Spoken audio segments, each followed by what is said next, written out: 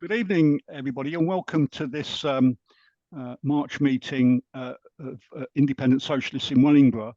I'm delighted to welcome Stewart Lansley, who is our guest speaker this evening, who's going to be talking about effectively the theme of his 2021 book, The Rich are the Poorer, How Britain Enriched the Few and Failed the Poor.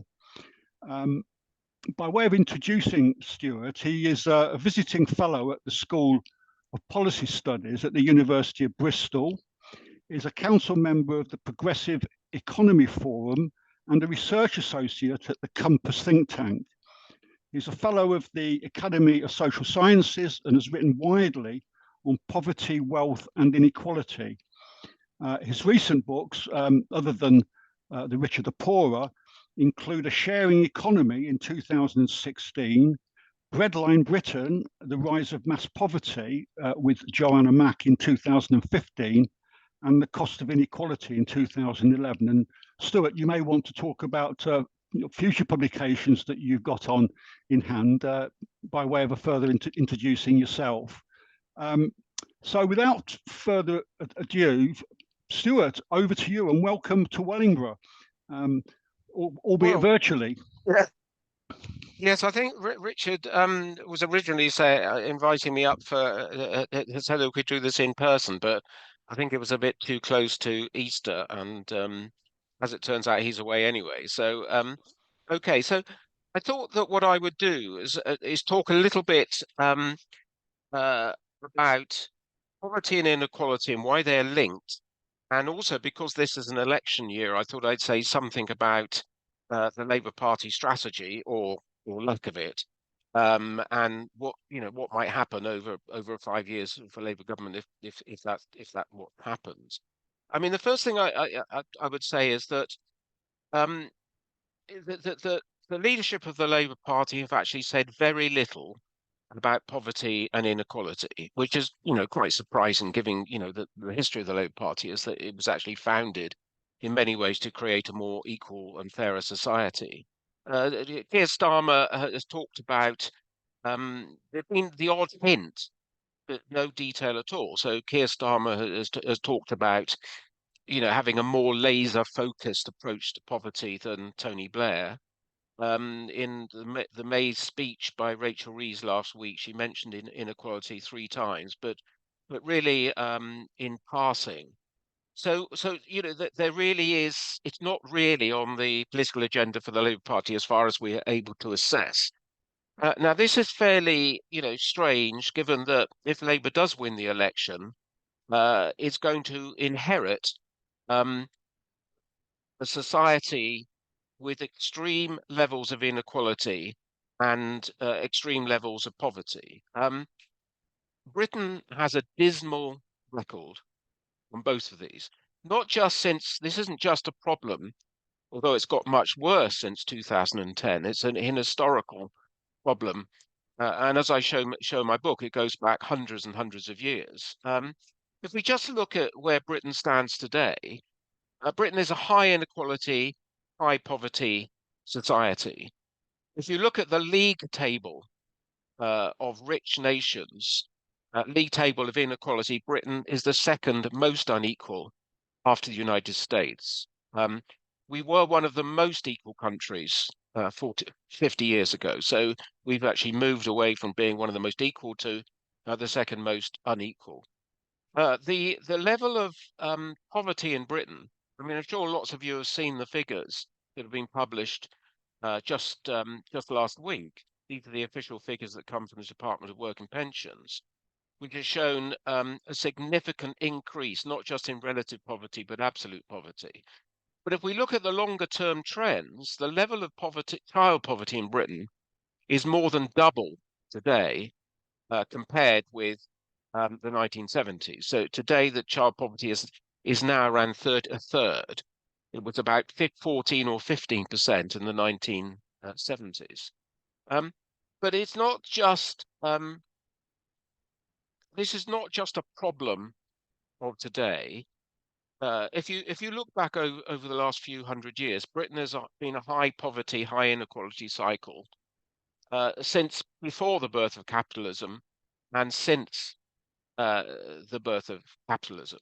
We have, there's only been one period of exception to this rule. That was the period of the post 1945 period, when it, in large part because of the policies that were pursued by the Attlee government, but other factors as well, Britain achieved peak equality at a low point, an historic low point for poverty, in the late 1970s. Now, this was unquestionably an historic achievement, um, uh, but it was very short-lived. Which basically means the 1970s, as is good. I mean, those of us who were alive in the 1970s, it was difficult to believe in some ways that it was a nation of peak equality at that time. Um, uh, but of course, it was very, very short-lived. And over the last 40 years, we've had the reversal of many of the social and economic gains that occurred in the post-war decades. I think that the inequality is not just a matter of, you know, big income and wealth gaps and gaps in life opportunities. Inequality is actually in, totally umbilically interlinked to many of the basic structural economic and social crises that we have in Britain.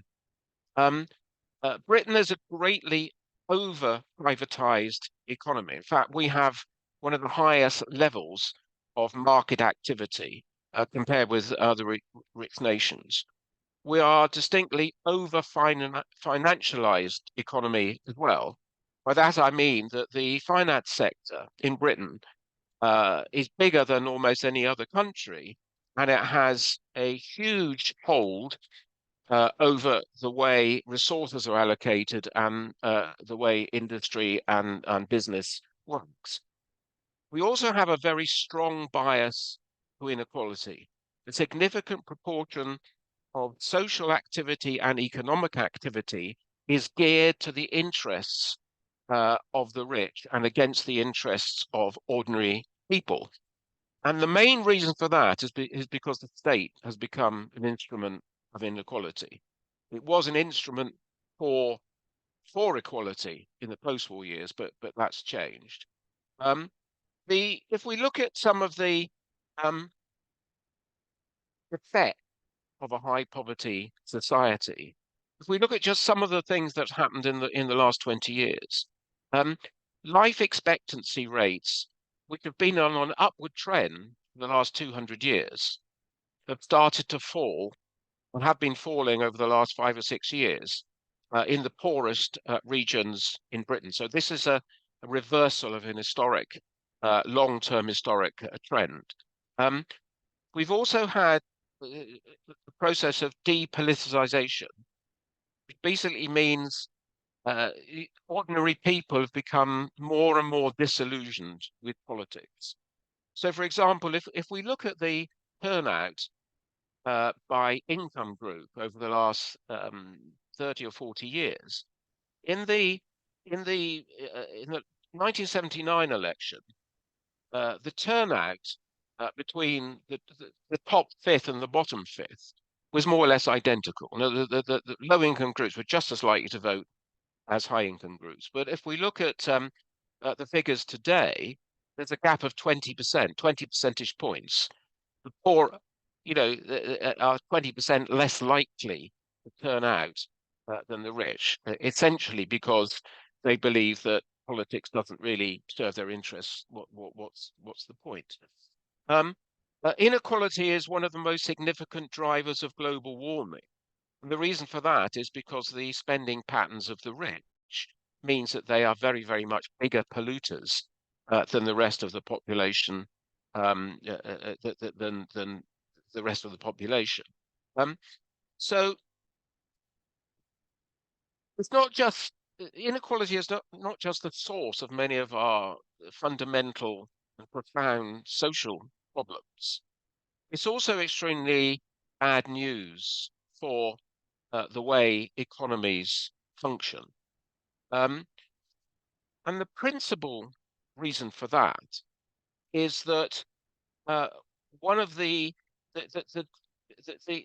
combination of an over-privatized economy and with very, very heavy reliance on market activity, and in which inequality increases the power of financial and wealthy elites, is that a huge proportions of the decision making and the way resources are used are actually taken by this elite, but by people in boardrooms, the city, the Wall Street, the global financial elite. And so what we essentially have is an economy which is heavily geared towards personal enrichment of executives and capital owners. If we look at the way a high proportion of economic activity is what economists have long distinguished. In the 19th century, classical economists, who are actually free marketeers, distinguished between two sorts of economic activity. They distinguish between economic activity that creates wealth, that builds the productive base of the economy and benefits all citizens, and activity which essentially appropriates existing wealth, extracts existing wealth by with the lease. And what's actually happened over the last 20 or 30 years is that we've had a significant increase in this rate of appropriation and extraction and decline in the level of productive activity. And that's one of the principal explanations of why Britain has such a low growth rate, low productivity rate, and very low wage rates, is because so much economic activity is being geared to extracting existing wealth upwards rather than building a stronger, more productive economy.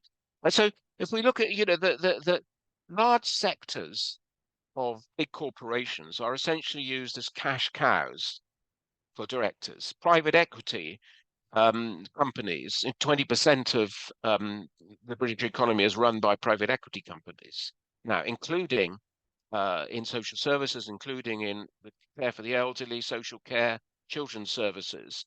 They're effectively used as private fiefdoms for the owners of those companies. So essentially what we've created is a pro-inequality society where the processes, economic processes, are used to continue to enrich the few at the expense of ordinary people and at the expense of a strong economy. So why is it that we've ended up in this situation? Why have we switched from a sort of egalitarian approach to economic management to an inegalitarian mode? Well, the fundamental reason is ideological, that we had this counter-revolution against the egalitarianism of the post-war era by a range of new right thinkers. So Keith Joseph, who was one of the closest advisors to Mrs. Thatcher, for example, in a speech he made in 1976, says the Conservative Party needs to make it clear that it is the champion of inequality. He wasn't the only one, but the series of this became very much part of the economic orthodoxy of the late 70s and since then, that Britain had become too equal and it needed to have a stiff dose of inequality in order to make the economy more efficient. Essentially what had happened is that the question of distribution, how do we distribute the cake, had been essentially ejected from the process of economic decision making, and that is still the situation today. If we listen to Robert Lucas, I don't know whether you've heard of Robert Lucas. Robert Lucas is a Nobel Prize winning American economist who was essentially the architect of the free market revolution in the United States and in Britain. It once said that there's nothing more poisonous in economics than the question of distribution. So the distribution, how the cake is shared is to be left to the market. It's not a social issue. It should be decided by where profit, where rates of return are highest. So, um, and I think part of the problem that we have is also down to this fundamental revolution in the philosophy of government, from an egalitarian to an inegalitarian strategy, is one that's also essentially been adopted by the Labour Party. So New Labour from 1997 did try to make an attack on poverty, and they were partially successful, but they also said that they didn't care what was happening at the top. They were very happy to ignore the processes of wealth accumulation at the top, in the belief that you can uh, do something about poverty without worrying about the process of wealth accumulation, the effect that that has on the bottom end of society. And this, as far as we can tell, seems to be pretty well the position of the Labour Party today. But I mean, this is something we can go on to debate. Um, so, um, what does this mean for strategy? How can we resolve this problem? Well, I think the first thing we need to accept is that if you cannot tackle poverty without tackling inequality. And the reason for that is that the mechanism that drive inequality are the same mechanisms that act as a downward force on incomes and wealth pools and the life chances of the bottom third of society. So a strategy for tackling poverty, I think, really needs to, without going into lots of sort of detail about how it might work in practice, just three broad principles of what we would need to do.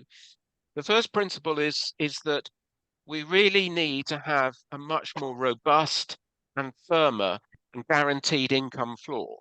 Britain has one of the meanest benefit systems amongst the rich nations. Not only is it full of holes and our benefit levels are very low, it's also incredibly coercive. Since 2012, when the Tories introduced much tougher conditionality for the receipt of benefits, 9 million sanctions have been issued against benefit recipients. And that is which effectively means that their benefit is completely withdrawn.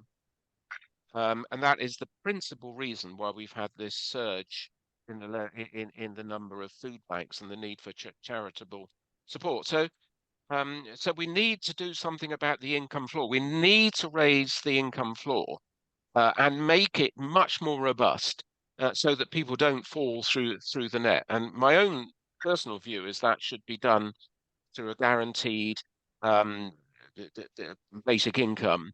My model is slightly different from the UBI model of other people. I prefer to call it an income floor. But anyway, we can talk about if that's interesting. So I think the first thing we need to do is raise the floor. The second thing we need to do is challenge this idea that we don't have enough resources in Britain to tackle social reconstruction, to tackle the state of our society and the collapse of many of our public services. Britain has had a very weak economic record over the last 15 years. But in contradiction to that, the level of private assets have been rising sharply. So while we've had stagnant living standards on average over the last 15 years, the private wealth pool has been continuing to rise. By the private wealth pool, I mean people who own property, shares, finance, pension funds, and so on. And what's essentially happened is that over the last 40 years, the level of private wealth in Britain has risen from 3 times the size of the economy in the 1970s to 7 times today. The British economy is roughly 3 trillion. Its annual output is about £3 trillion. The level of private wealth is around 20 trillion. And yet this body of private wealth is taxed at an average rate of 2%, whereas incomes are taxed at a rate of around 30%. So the idea that we don't have the resources to make a difference, to build a better society is complete.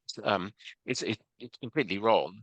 And we could make a huge difference if we could find ways of harnessing some of that private wealth pool to rebuild and pay for social reconstruction.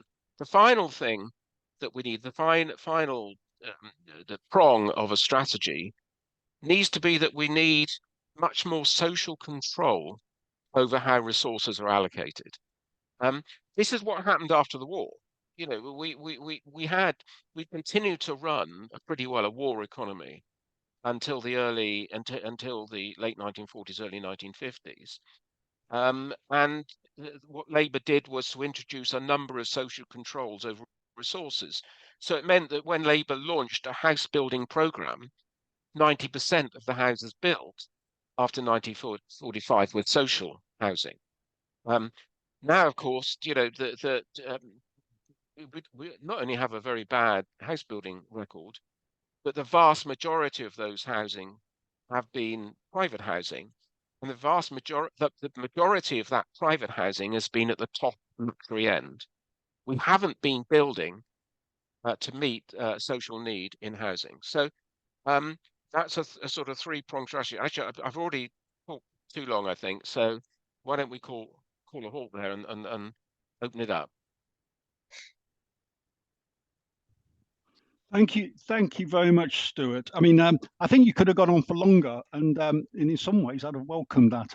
But I like the fact that you've only brought it to a conclusion by pointing to future policy, and you've indicated the five areas, I think, where policy needs to shift in order to reduce inequality. But let me open it up to questions and contributions from others. So, if you could indicate using the usual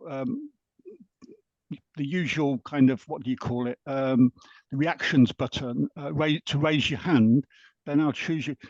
Tony first. I saw your hand, but if you could use the button, if possible, it's much easier to see.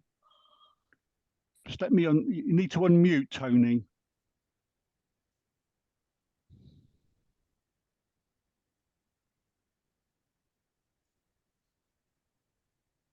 Okay, Tony. Yeah, I've unmuted. Yeah, I appreciate and I agree with your current analysis. I think it may be worth a bit more of an examination of the period, 20th century period, really.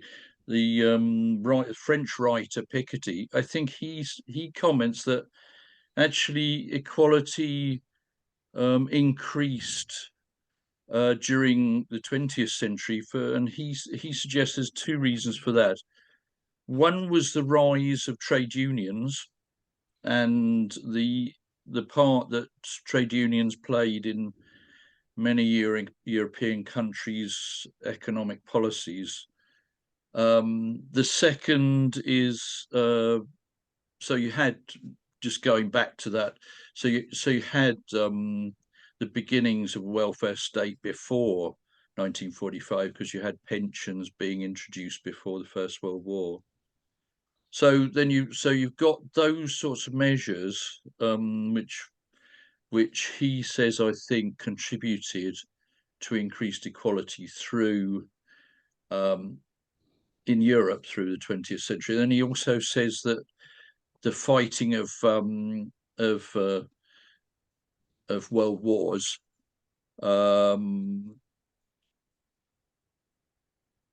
was also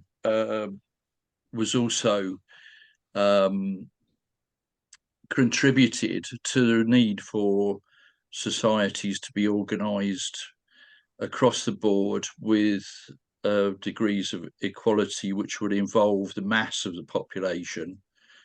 I'm not suggest so you had the threat of fascism and communism, which European countries contended with by increasing equality. And so I'm not suggesting we need to get involved in world wars, but I'm suggesting that that labour movements were particularly undermined by the last 40 years of neoliberalism, because acknowledging labour movements would have acknowledged that labour movement had some role in driving equality.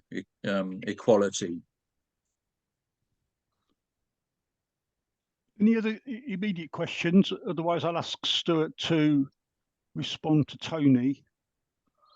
Yeah, Stuart, do you want to come back on Tony's point? Yes. Yes, Tony's right. That if you look at the pattern of inequality across most capitalist societies since the 19th century, it takes the form of a U-curve.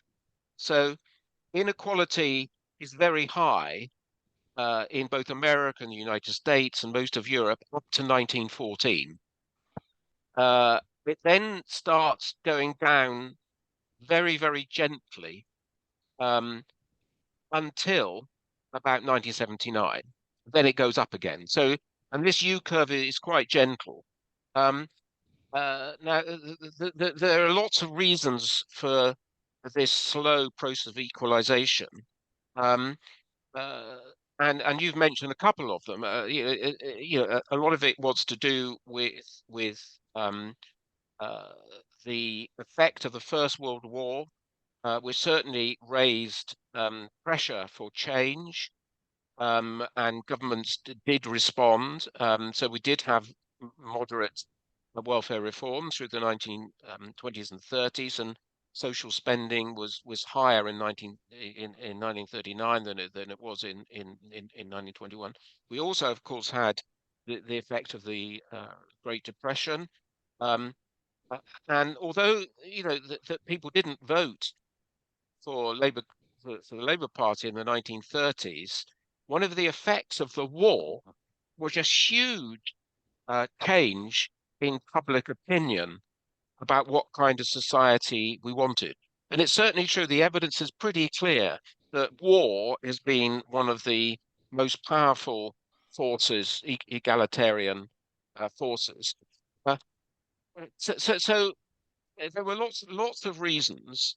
But I think the important thing to understand is that process of equalization only went so far. So if we look at wealth, what happened in the contraction of the wealth holdings of the top 1% and top 5%, most of the shift actually went to the next 10%. It didn't trickle down to the bottom half of the population. And if you look at the figures today, the proportion of total wealth held by the poorest half is 7%. It's never been above 10%. It was 9% in 1979. So what we've had is that there has been a wealth shift, but the wealth shift has pretty well gone to the affluent middle classes. It hasn't gone to right across society. So, this is very much a failure of democratic systems. And I think, we could argue that societies, it must be part of the explanation for why there is so much disillusionment with politics, that that whatever government is in power, of whatever political persuasion, they seem to have failed to find ways of sharing the cake in a way that gives everybody a much better starting point in life and a much greater share. So this U curve is important. And I think the other thing is that as well as the effect of what the Austrian economist Karl Polanyi called a double movement. By a double movement, he meant pressure from above and pressure from below, because what happened essentially in after the war, you had a Labour government that was committed to a more equal society. You also had a population that demanded a fairer society and dramatic change. Is that capital didn't have much choice but to assent to these changes. So what capital essentially did in the post-war years is agree to take a back seat, agree to lose a little bit of their power, hand over some of the rewards of industry to wages. So the wage share did rise slightly, largely because of the increase in the bargaining power of labour. And what's happening is all that has been reversed. Capital has basically bided its time, and since 1980, they've resurrected their strength and their position, supported by Labour and Tory governments, and the same in America and some everywhere else. So we now have essentially a global plutocracy, really, a world that is effectively controlled by these global economic elites. If you look at global wealth, 15% of global wealth is owned by 2,000 billionaires, and that gives you some idea. It's much higher in the United States, and Britain is higher. So the United States is actually 18% of all America's wealth is owned by American billionaires. That gives you some sense of how much power that group has to control resources, to control the way the economy works, to control the way politicians work. And Wall Street, I mean, the democratic presidents of the United States are essentially prisoners of Wall Street. And they found it extremely difficult to introduce anything, into sort of mild, even sort of, reformist presidents have found it very difficult. Okay, so egalitarian is, there are many forces at work, but most of those forces for greater equality have been reversed, and it's going to be quite difficult to reverse them now, I think, partly because the sort of for the reasons that Tony mentioned, that the bargaining power of labour and people generally is much weaker.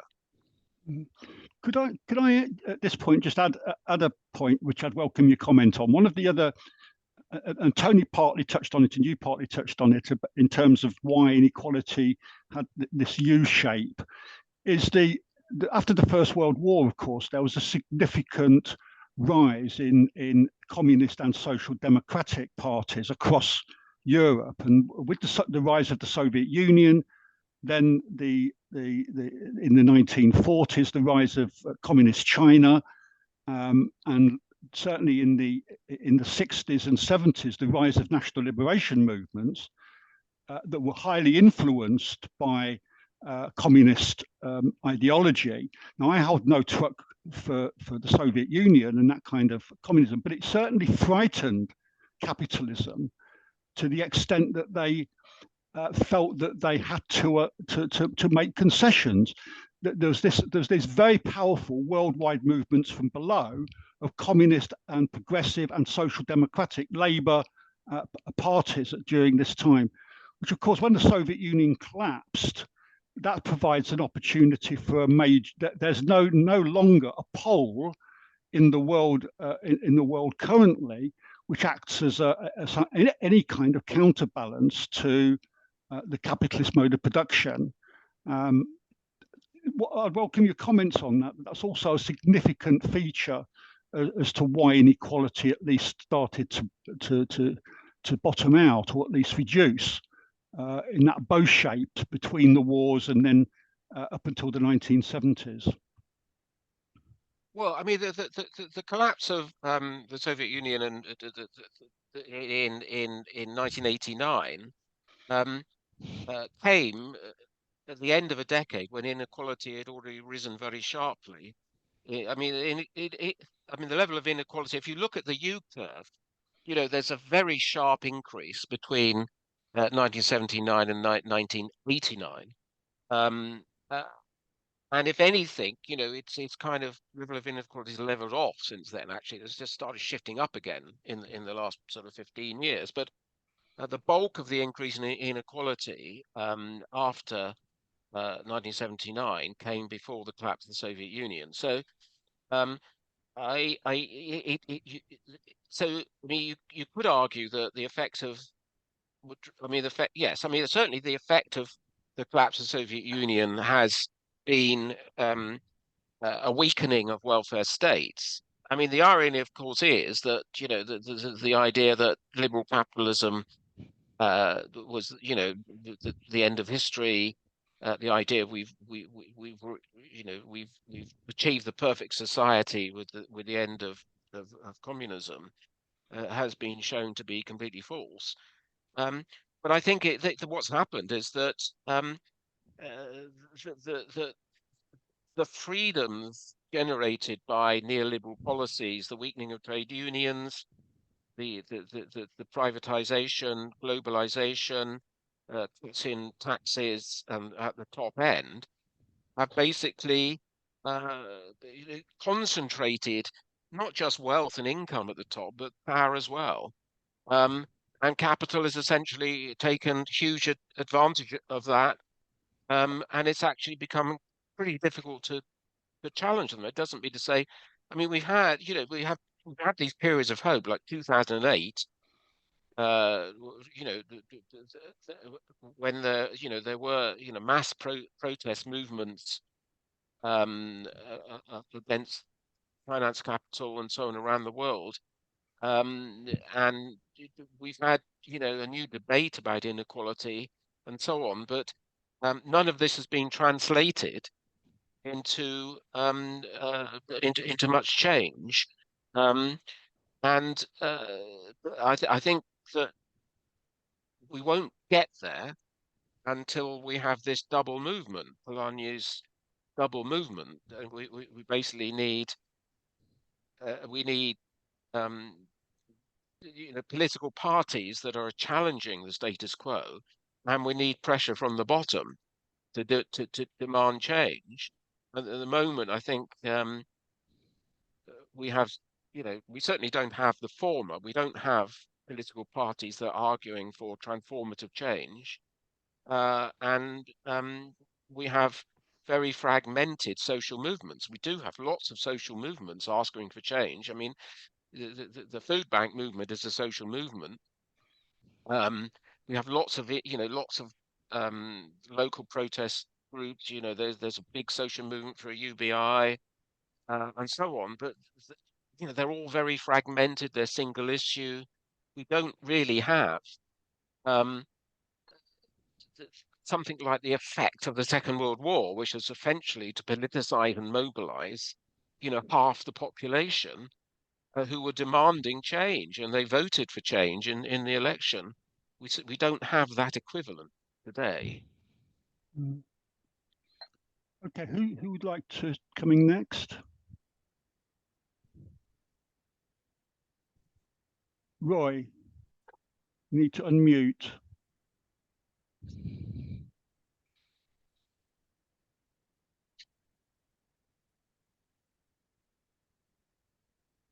Okay, sorry, I have unmuted now. Profound apologies for being late. Yeah, so I may have missed something here, but the point you made, Paul, I think is pertinent about the impact of the Second World War and the rise of power of the Soviet Union and so on. There is a general trend, obviously, as has been pointed out, with the redistribution after 1980, following on from what could be called the aftermath of the Second World War, a social contract. But there are variations on the theme. I mean, Wilkinson's book, The Spirit Level, is a little bit out of date now. But the reference to the Japanese model is interesting, because I'm not an advocate of the Japanese system, but their sort of state paternalism, the big companies locked into a sort of informal pyramidal structure, has meant that Japan has a far higher level of equality than most other countries, in spite of what most of us would regard as an inappropriate structure, because most of the people are not making a very valid contribution to the political system there. So what I'm saying is there are variations on the theme.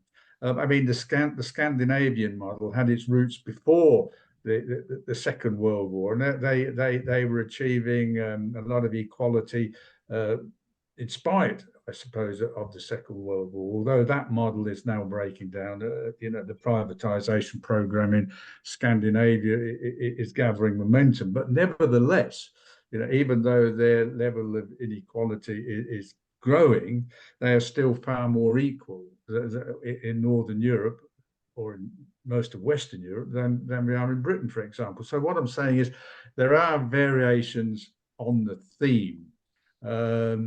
Now, they're not generated by the sort of social activity that I would get involved with, but I think it's worth taking into consideration when you're looking at the growth of inequality. Stuart, do you want to come back? Yes. So that's absolutely right. I mean, there are great differences between rich societies in terms of the level of equality and the level of poverty. So, I mean, the child poverty in Britain is 33%. The average in OECD rich nations, I think, is about 18. It's still pretty high, but we are double. Britain and America are clear outriders, and other societies have achieved more egalitarian societies. And I think one of the main reasons for that is it's partly a cultural thing. They have slightly more unified societies. But I think the big difference is on tax. I mean, Britain, we've been getting closer and closer to American levels of taxation, whereas the Scandinavian countries have tax rates that it's between 45 and 50%. So 10%, their tax levels are raised 10% more of the economy in taxes, and that is used to fund a much stronger welfare state. But I think it should also be said, I mean, Sweden is often seen as the sort of model. But if you actually look at the figures, they have more billionaires than Britain, and it's a much smaller country. So they do have very high levels of wealth concentration, and the total level of wealth held by their billionaires is very high. I mean, it's almost up to American standards. So yes, it is possible. There's no reason in principle. I mean, I think your point, Roy, was that it's perfectly possible to create better societies, not far from perfect societies, but better societies than we have in Britain. And other countries have done it. And there's no reason why over a sort of 5, 6, 7 year period, we couldn't move closer to the Scandinavian model, i.e. a society which is, has higher levels of public services, is more geared to meeting social priorities like social housing and social care, and has a greater control over how resources are used. At the moment, it doesn't look as though that's on the cards. So I mean, I agree. Look, I mean, Britain and America are outliers. That we are, highly privatized, highly financialized, highly individualized. society with relatively low levels of public spending and taxation, because we believe that because the prevailing orthodox ideology is one of individualism and markets, and that's the way to create better economies, even though the evidence of the last 40 years is that it's precisely the opposite. Giving more freedom to market weakens the economy and slows growth, as well as creating greater levels of inequality. So, I mean, it's a completely failed system we've had, whereas the post-war system was arguably pretty successful. It wasn't perfect, but it was pretty successful. And it's the fact that one way forward would be to try and resurrect the principles of post-war social democracy. And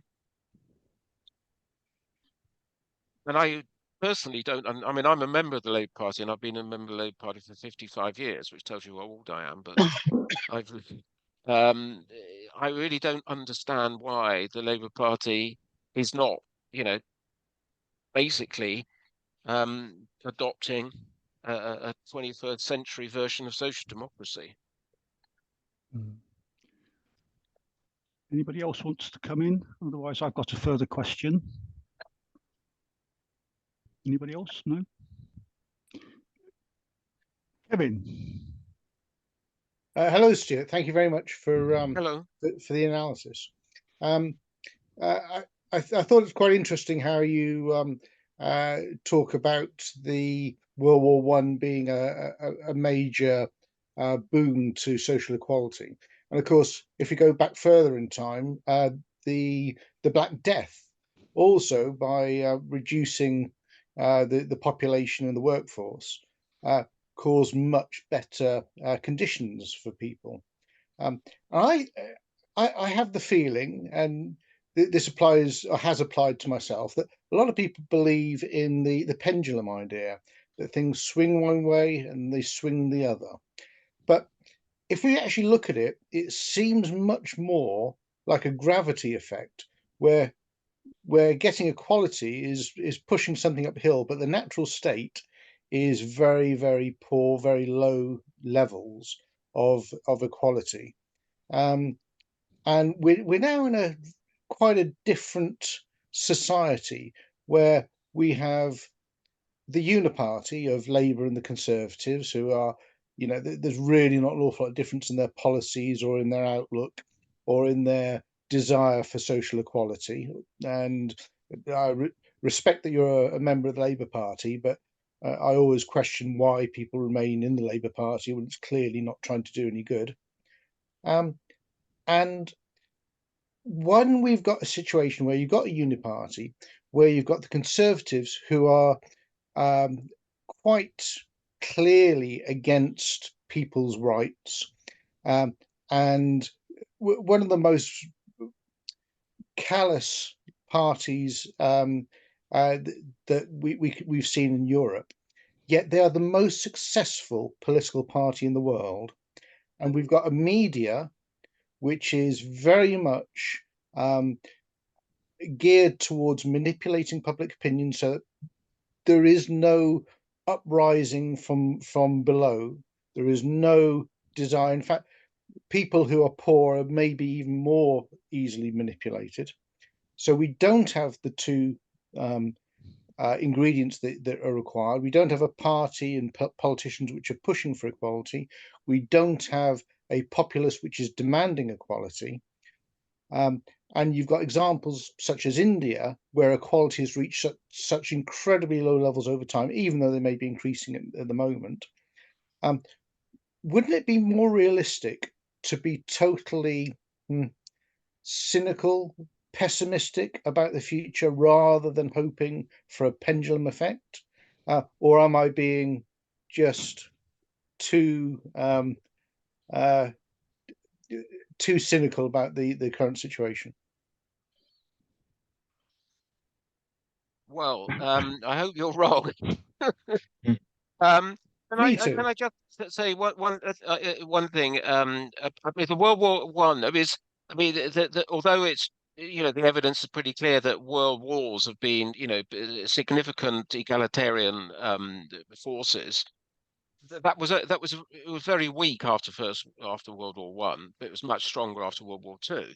And if you remember, we had in the early 1920s we had austerity policies across Europe. Big cuts in public spending, and things did improve, but anyway. So, but in terms of this, whether we have, whether high inequality and high poverty is the norm, there's not much we can do about it if we don't have political parties that attack it, and we don't have enough public pressure to change. I mean, that's not entirely true, because as I think it was Roy said, other countries have achieved. Are you talking, Kevin? Are you talking mainly about Britain here? I am, although obviously it's in a wider context of the Western society, which is pretty controlling.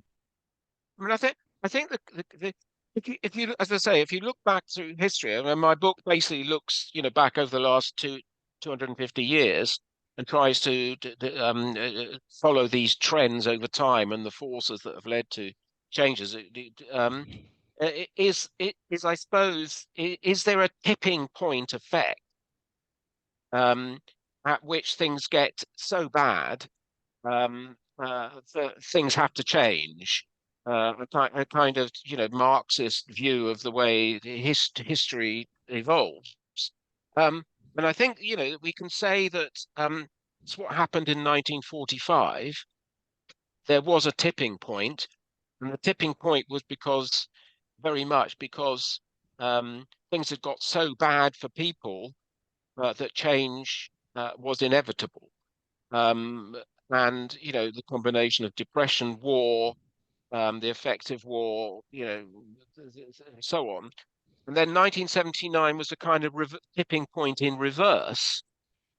And I think historians, and particularly Marxist historians, would have expected another tipping point over the last 10 years, because the 2008 crash and the effect of that seemed to be a significant sign of the complete failure of the neoclassical neoliberal experiment, pro-market experiment, and yet we haven't had, and large chunks of the left have really hoped that 2008 would be the trigger point for another seismic turn, and it hasn't happened. So does that mean that where we are now is the norm, and it's very difficult to do other than just sort of moderate it a little bit? And that will mean that the great chunk of history. I mean, I'm now extending my book back 1,000 years to starting with the Norman Conquest, and that does seem to be, if you take a much longer period, the norm is pretty depressing, because as I said, we've only had this one short period when things got better, and they were far from perfect. So, I mean, I'm basically an optimist. I don't know why, but I kind of think that something is going to have to give. I don't think we can carry on impoverishing large sections of society. Where living standards don't grow, where young people's chances are greatly diminished, when 50% of the population are badly housed, or can't afford rent. I mean, we have created a society that is almost unlivable for a significant minority of the population. Yet it isn't giving rise to revolutionary fervor for change. So I don't know the answer to your question as to whether I don't think the pendulum is kind of working. I mean, the pendulum. Well, we've had these 50-year gaps between these seismic shift. We're surely due for another one, but it's not happening. Absolutely. I think one of the points I'd make on that is that the world wars being a significant changing factor. Was it the World War itself, and the fact that people realized the inequality and the abuse they'd gone through by being sent by the rich to the front lines and see their friends be maimed and killed? Or was it the fact that you had millions of men come home who had the confidence to fight and the knowledge of how to do it, that those in power realized that they weren't going to be able to manipulate and reduce their morale such that they would settle? And a second point I'll just make is that you and I think most of the people here know that the conditions that people have to grow up in, work in, live in are intolerable. But this is all that a 22-year-old knows now. This is what they've seen. They've been told they can't have a car. They can get an electric trike, which they can, or scooter, which they can hire. They don't even own that. And they can get to work and back on that. So they don't need a car. Why would they aspire to such a thing? They don't need a wage that's going to cover a car. This is what they're being taught. And like I say, if you take the example of the levels of poverty that India got to, and many other parts of the world too, then I'm sticking with my cynicism. I hope I'm wrong, and I hope you're optimistic. Your optimism isn't deterred by my view. Could I add something in here, just as a continuation of what Kevin's saying? One of the and what you said, Stuart, in terms of, I think it might be a mistake to look at 1945 as what's happening now, or what's needed now, or what's going to happen now. I think it's much more likely to be 1930, because what is happening and where the revolution in inverted commas is taking place is a huge shift to the right politically. So the rise of a new fascism across Europe, these Euro elections that are coming up, the far right's going to sweep the political spectrum in most European countries. And in the UK, Labour shifting to the right is actually a reflection of a wider shift to the right in British society. I mean, I just find it appalling that the pendulum of so I'm quite depressed. Add on top of that the fact that we've got an environmental catastrophe just around the corner, and these forces of the far right are actually in denial about the effects of this. I think probably the tipping point is going to be around the environmental crisis. Somewhere down the line, capitalism is not going to solve.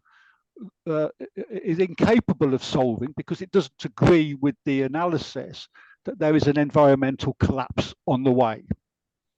I don't know if that helps or hinders.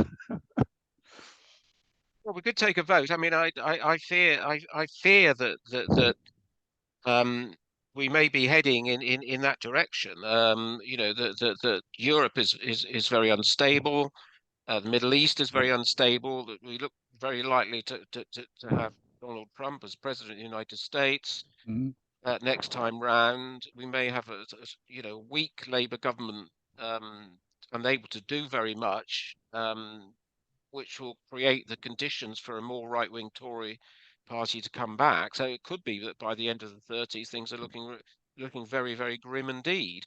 But my feeling is that these are not inevitable trends, and what happens is that those sorts of trends trigger a counter movement, and I cannot believe that there won't be some. There has been a counter movement against. I mean, we have had some very successful social counter movements in the last 30 years. The women's movement, the race movement,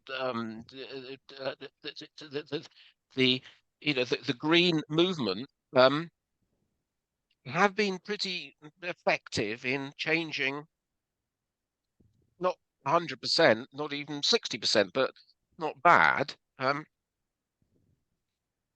So I kind of, I may be wrong. It'd be interesting to take a vote whether people generally everybody, but who thinks that things are going to get much worse globally and in Britain over the next decade?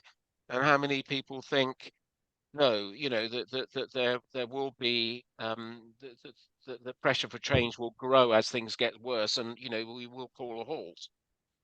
You want to use the reaction buttons? Let's have a. Who thinks that things are going to get worse in the UK over the next 10 years, and how many people think that there might be some kind of shift leftwards and in a more progressive direction? So put your hand up if you're the pessimist, or so that's 1, 2, 3, 4. I'm counting. Who are the optimists? I think I'm going to be an optimist. I think I'm. So 1, 2, 3. I have to be an optimist. So I think the pessimists have just about had it, but we're fairly evenly divided. And a couple of people haven't voted. Sorry, but I think there's another option that you simply, honestly don't know. Yeah. No, it's a feeling, Tony. Really, just an instinctive feeling. Nothing objective about it at all. It's the Gramsci. It's the old Gramsci expression, isn't it? Optimism of the what is it? Optimism of the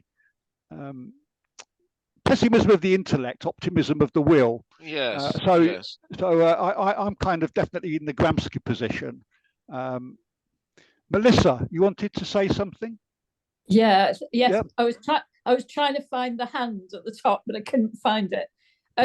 So although I'm pessimistic, I also think I don't. It feels like there's quite a strong counter movement in terms of independent candidates, so that this election could.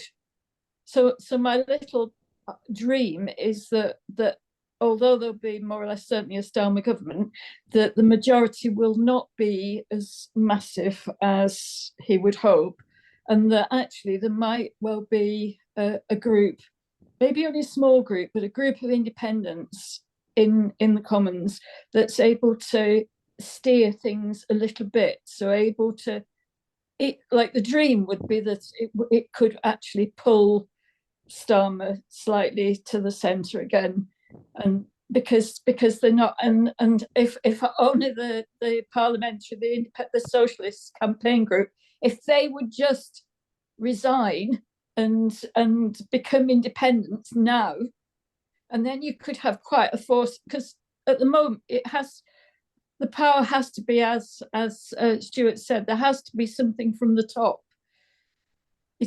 Because there are too many small little groupings and things going on at grassroots, and it's fantastic.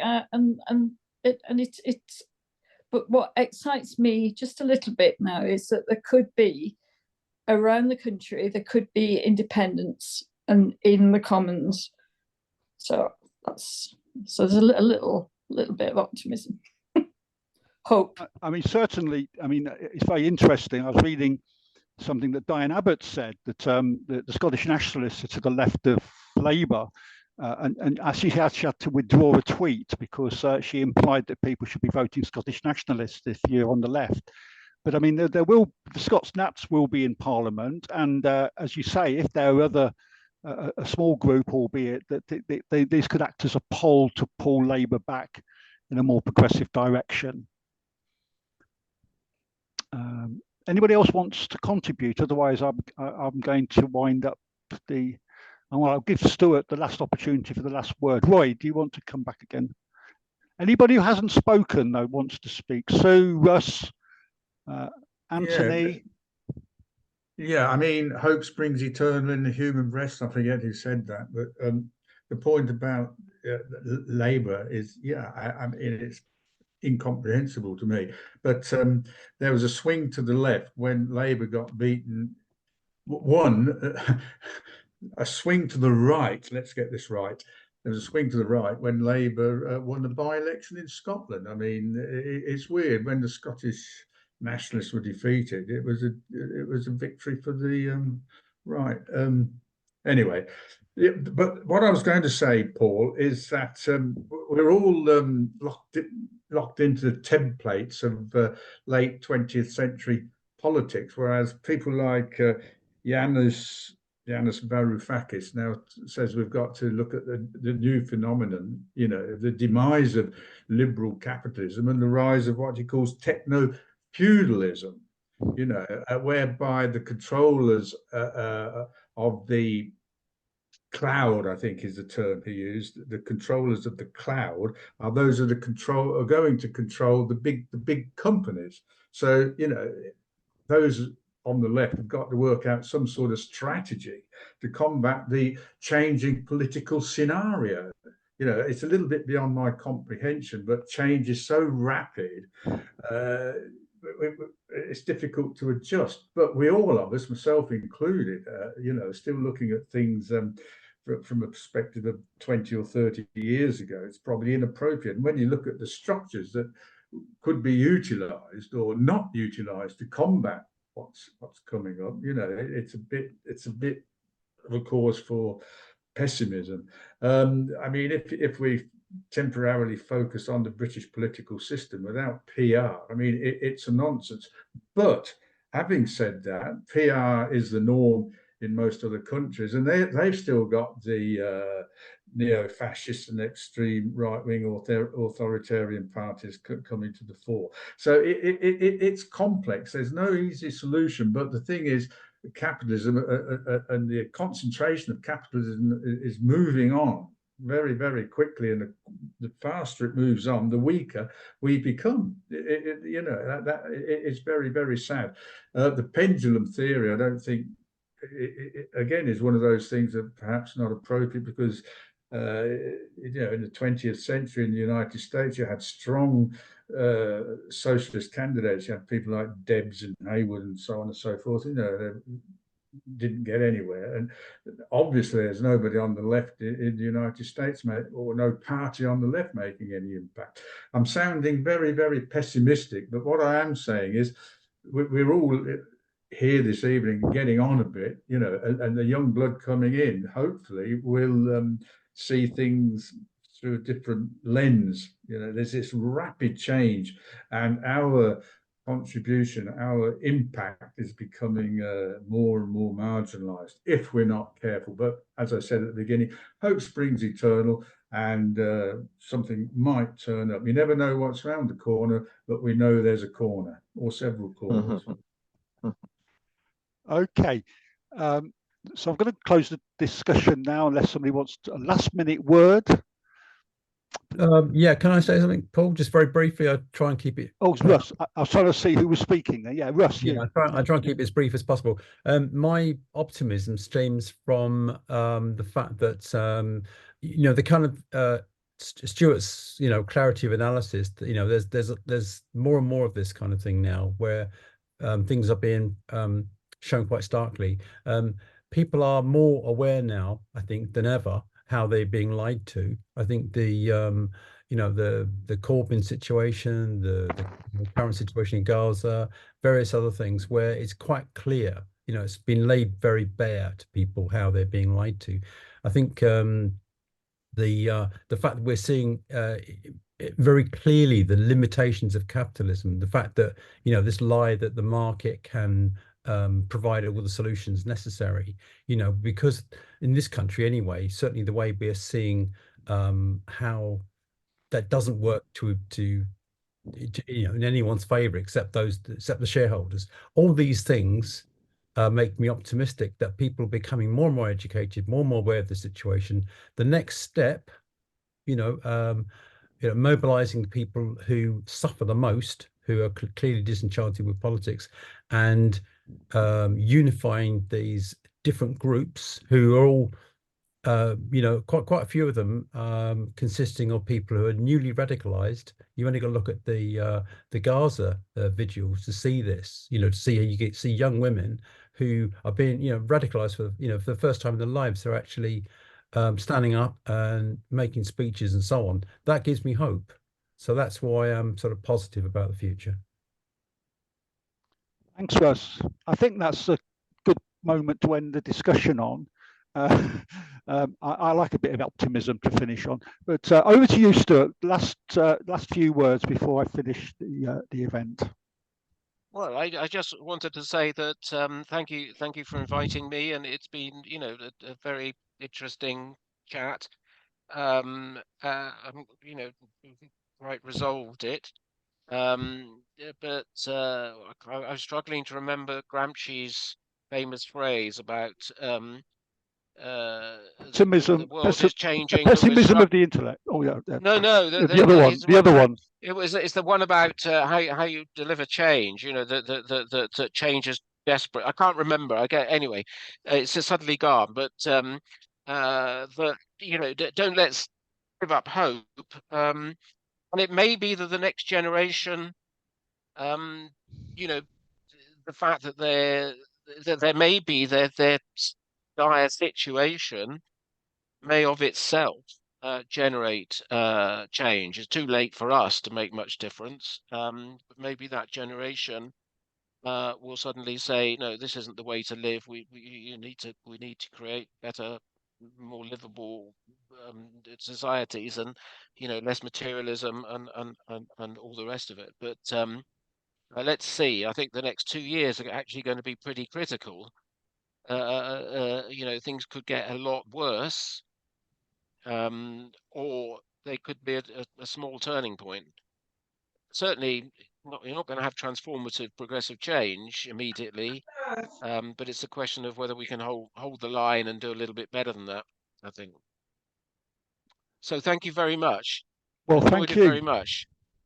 Yeah, thank you, Stuart. I'm sorry Richard couldn't be here because, of course, Richard Jackson, who many of us on the Zoom call know really well, couldn't be with us today. He was hoping to be, but he's been stuck in this traffic jam in Devon since 10 o'clock this morning, and he's apparently expected to be home at 11 o'clock this evening. Oh, so he's had nearly 12 hours on the road coming Yes. back from Cornwall, so he couldn't join us tonight.